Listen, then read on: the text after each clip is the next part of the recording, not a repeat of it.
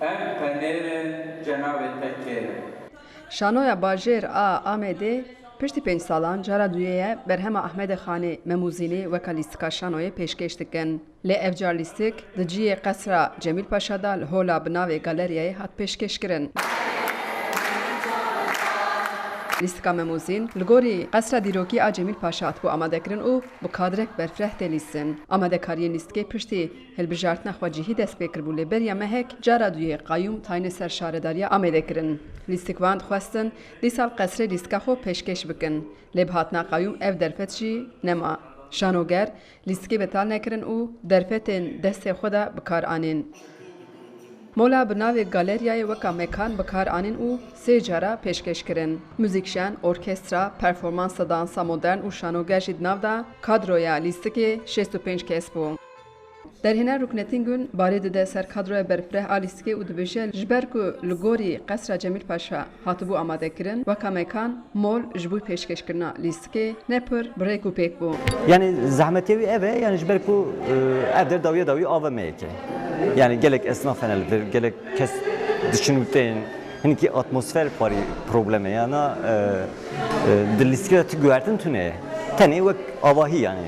Niha berê li qonaqekê dîrokî bû, ji ber ku lîstikeke dîrokî bû, niha jî li ava me yeke de terîstin yani. Lîstikeke dîrokî de ava me de terîstin.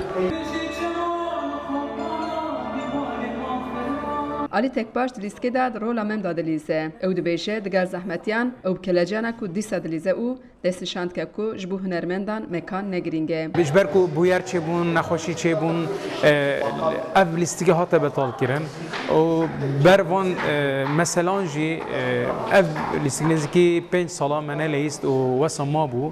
Me îsal careka dî dest pê kir û me li vê derên hal galeryayê, diyar galeryayê pleyzîn rastî jî erdekî modern e, yani avahiyeke modern e wekî dibêjin AVM ye, erdê ku millet têtin wê derê cilû berga bixwat kirît. Yani li vê derê jiyanek normal heye, bes em vê derê şanoyê tleyzîn. Yani em vê derê memûzîn tleyzîn. Ama ev tête wê manê em hunermendên wekî şanoger yên ku stranbêj yê ku müzîkjen yani bu wan şert nîne mekanekê dîrokî hebît an mekaneka sereke hatî bî avakir ku em wê derê konserê xwe bidin an jî şanoyê xwe bilêzîn. Yani li her derê ev hunere wê bihê pêşkêş kirin ji bo milletê.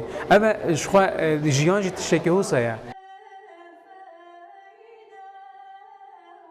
Rezan Kaya jî di rola stîdayê ew ji destnîşan dike ku divê şanoger weka avê bin mekan ne mühim e li ku derbin dikarbin xwe li gorî wê derê amade bikin. Mat cî destê me de bûn çûn me jî imkanê me çibe yani em berdewam bikin ji xwe. Berdewamî nevê hertim bibe ji ber vê jî em ciyê me çabe em li gor vê ciyê xwe bigerînin. Ew jî yani şöyle bêjim tiştek pir baş e. Wek mirov xwe wek av hêst dike. Tu avî tastê wek dibî wek testî tê dibî wek testî. Nizam çi dibî her tişt.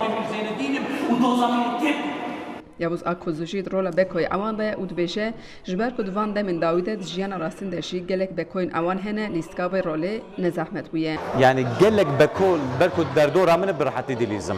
Yani divê hissiyatê de dilîzim. Yani di çavê hinka di tevgera hinka di tevgera vê iktidarê de ez gelekî beku ewana dibînim ku tişna qera dikin tişna alozî dikin yani büyü awayê ez büyü ruhê tev digerim. Kemal Ulusoy di rola Mîr Zeynedîn de ye. Ew jî balê dide ser zehmetiyên ji ber mekanê. Gelek tengasyan em dikişînin lê kêfxweşiya wê jî heye ku em bêjin her çi qas tu asteng bike jî dema ku daxwaz hebû wê pêk were. Mühim nine ez bawarim gelê me jî wiha difikirin. Em jî wiha difikirin ku daxwaza me xurttir bû.